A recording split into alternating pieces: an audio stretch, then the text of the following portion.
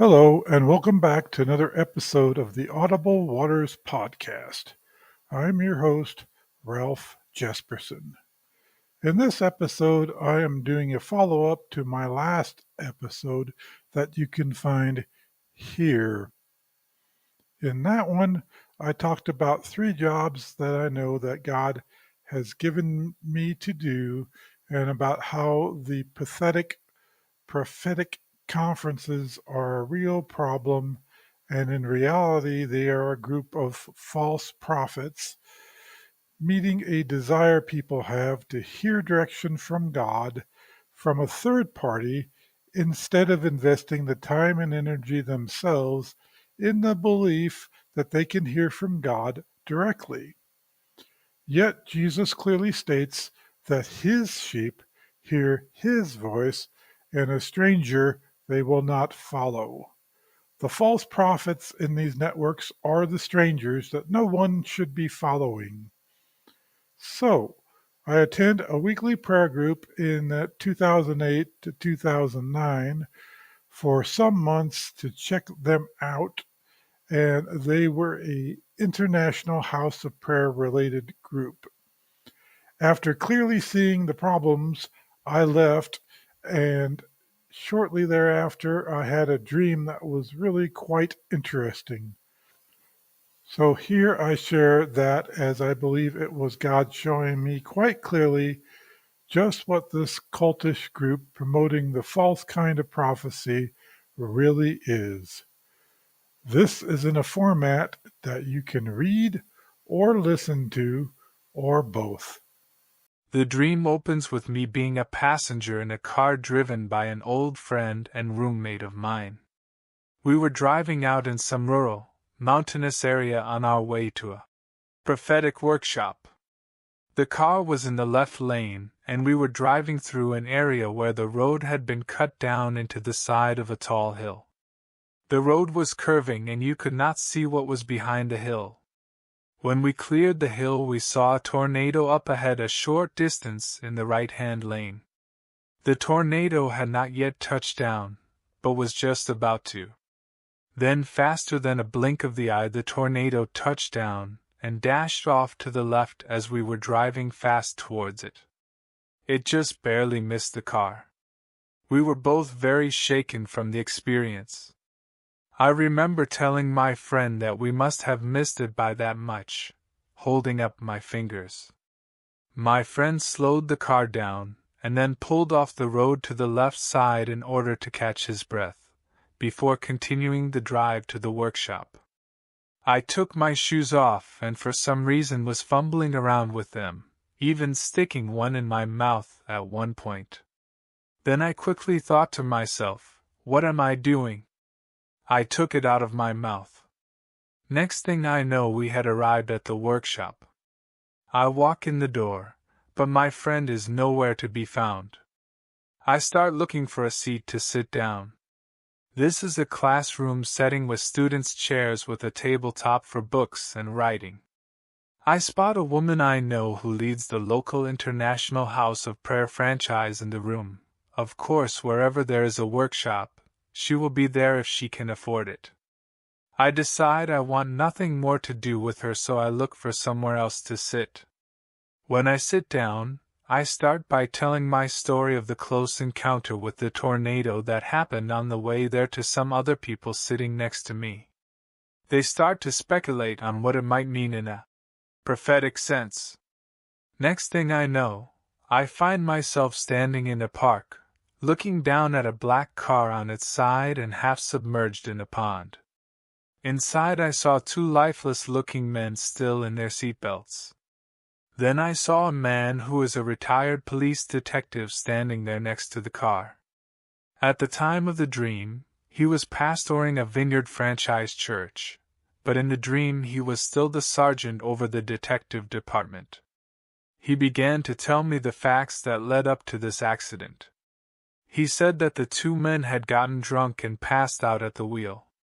In their drunkenness they were unconscious when they hit the water, and so they had drowned in only 3 feet of water.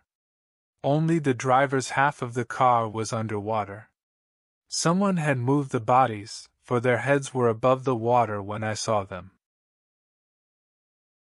Then I stared at the sergeant closely and recognized that they looked 20 years younger than he really was at the time. I then realized that I am in a dream, and for some reason I become convinced that in seeing this man that I am supposed to relay a message to the real man after I wake up. This is the only time that this has happened to me for anyone, at least so far. Then I turn back around to investigate the scene of the accident closer. I want to carefully examine what is around me so I can accurately relay the message. I see the model of the car, for it was a Triumph, only now it had changed colors to tan after I had turned my back on it for a brief moment. Then I inspected the bodies closer. They were now lying on top of the car and they started moving. I thought that they must be alive, but then they stopped and the heads went back under the water. There was no breath in them. Then I noticed a robot drive into the pond and pull the front bumper off of the car. I followed it as it led me back to a paint shop.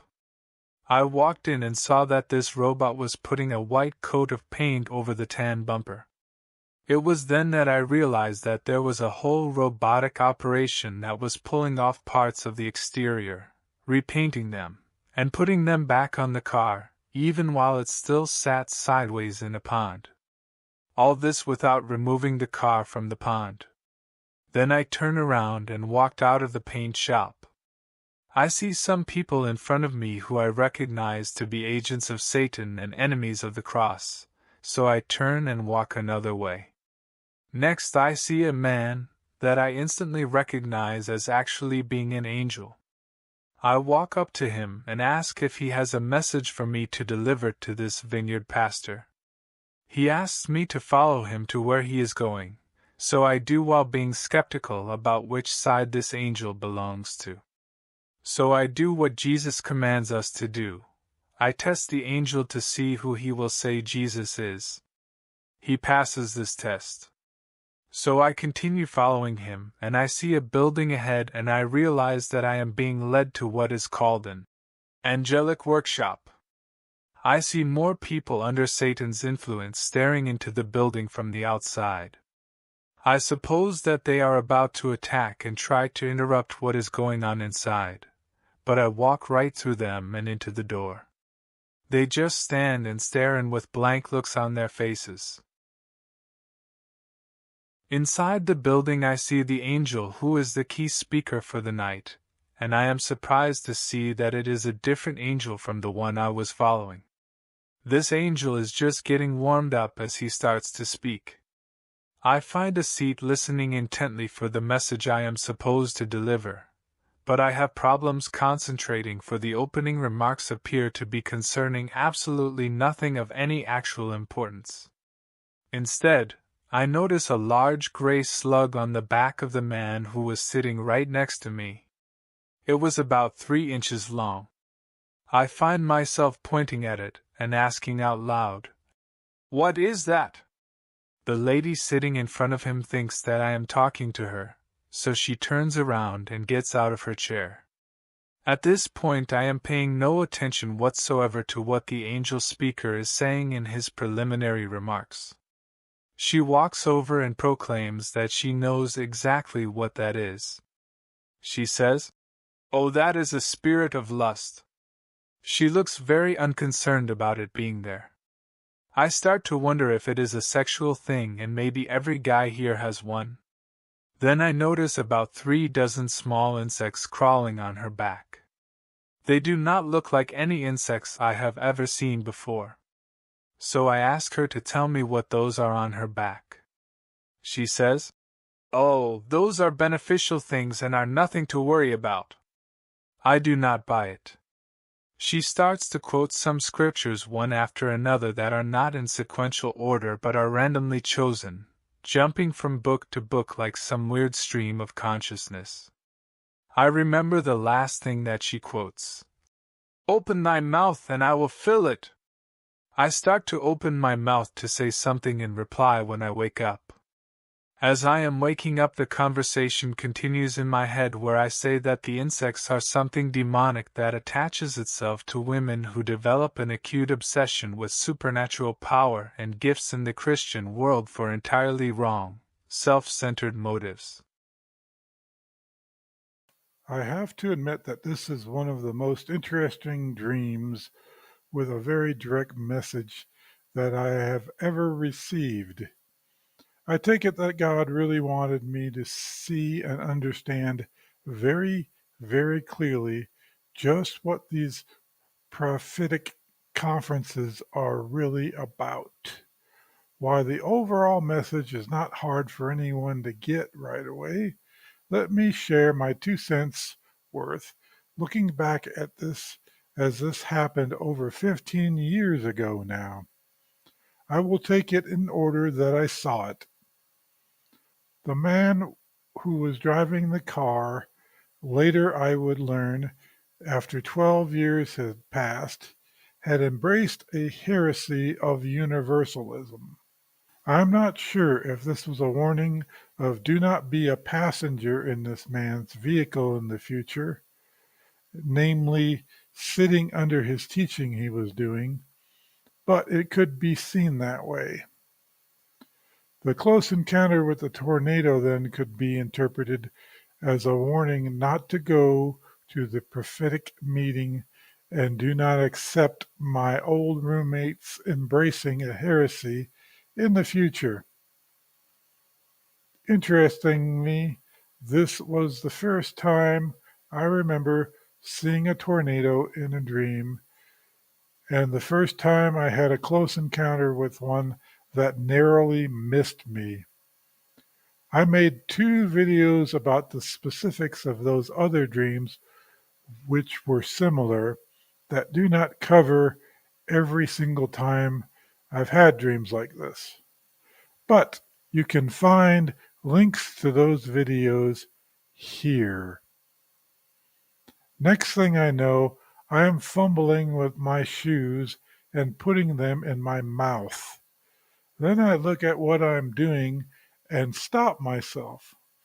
I see this as a sign of our own human frailty, and when emotionally shaken by an event that makes us see our own mortality up close, that we can easily put our foot in our mouth. We need to take our time and clearly think through and process trauma before we start to say things. Putting our foot in our mouths is something very easily done. But the next thing I know, I am in the building at the workshop and this friend is not there. This is because I think in real life he would never attend such a thing. Soon after I left the vineyard, so did he. He left behind the whole theology and started attending an Anglican church. He was looking for something far less emotional and much more grounded in theological, intellectual thought, as he later got his bachelor's in religious studies at the State University. And so, next in this dream, I sit down and tell others there in the meeting about the close encounter, and they speculate at what meaning it could have. They do that because that is all that they do about most everything. Then everything changes, and I see a black triumph that has been driven into a pond, which is a message right there. Do not drive your spiritual triumph into a pond and drown yourself in water that is not actually all that deep. This interlude gives a clear message to me in my own mind from God Himself about the true and sick nature of these, quote, conferences. There is a robotic process going on where the reality of this is spun, history is ignored, and changed into a lie. And the color of what is black and therefore evil changes to tan when you are not looking at it, and then repainted to white, thus whitewashing what is destroying people's lives into something that claims it is not. The man that I saw there, who was the vineyard pastor, is the very man who once discipled me. After doing that, and while being on the board of a vineyard church we both attended, he is the role model I talked about here, who seduced a woman in our home fellowship group in a totally soap opera-ish way and was very quickly then divorced by his wife for his immorality. By what he said later, he attended a different vineyard church where the pastor leading it simply walked up and abandoned it one day without any warning.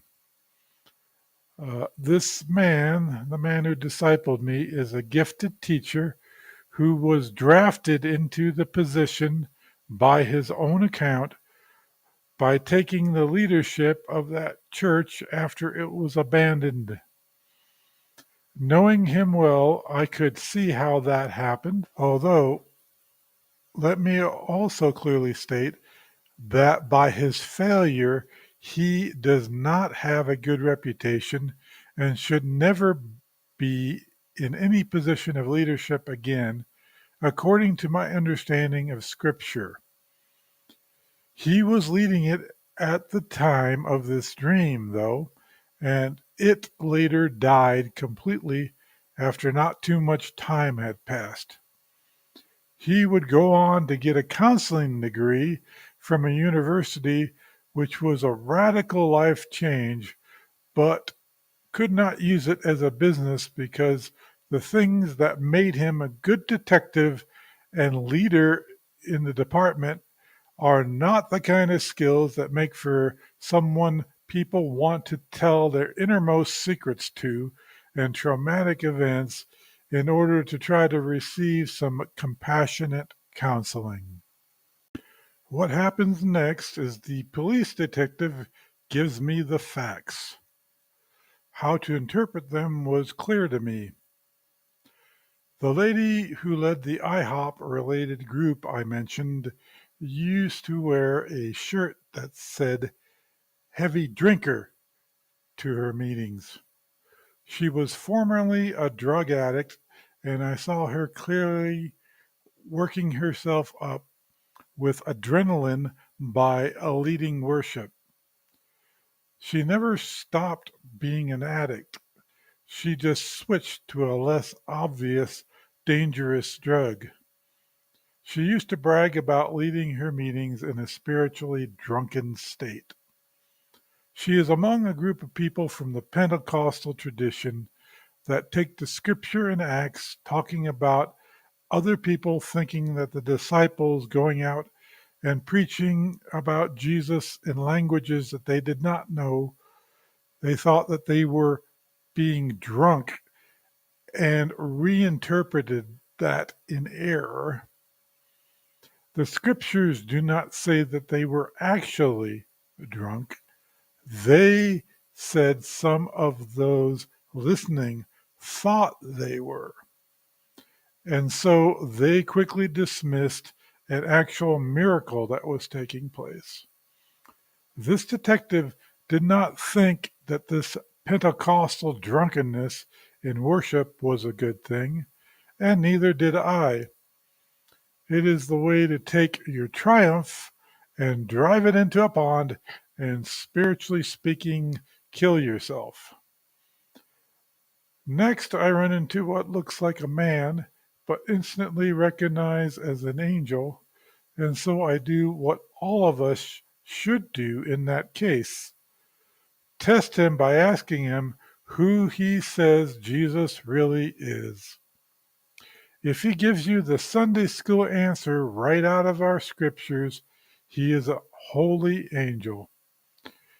If he gives any other answer or refuses to answer, it is an unholy angel you are talking to.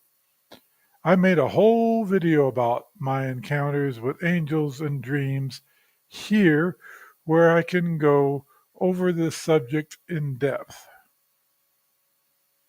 So I discern that he has a message not just for me, but also for this vineyard pastor, and so I follow.